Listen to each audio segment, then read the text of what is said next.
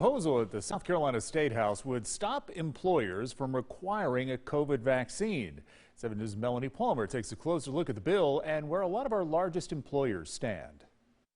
Mask requirements continue at a lot of places, including the Salon here on Main Street in downtown Spartanburg. However, there's growing discussion over vaccine requirements, and some South Carolina lawmakers are trying to stop that idea in its tracks.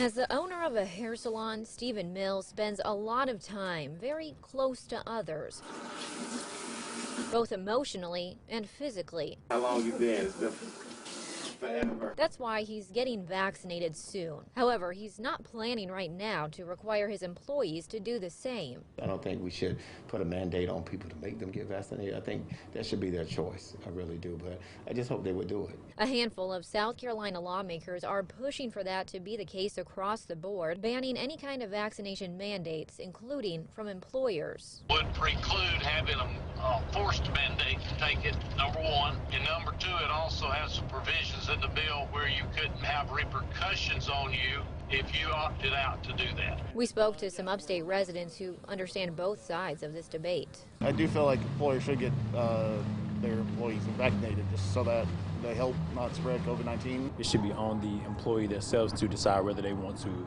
get their vaccine or not. And while the discussion around it all remains fairly split, these two believe it all depends on where you work. Certain workplaces should require, I feel like hospitals definitely will be a place probably where the requirement of the vaccine is needed. Back at the salon, Mills tells us he thinks his employees will get vaccinated on their own. In the meantime, I'll still be wearing masks. his mask isn't going anywhere. We checked with a handful of upstate school districts and hospital systems. None of them are requiring the vaccine for their employees. However, they are strongly encouraging it. In Spartanburg, Melanie Palmer, 7 News.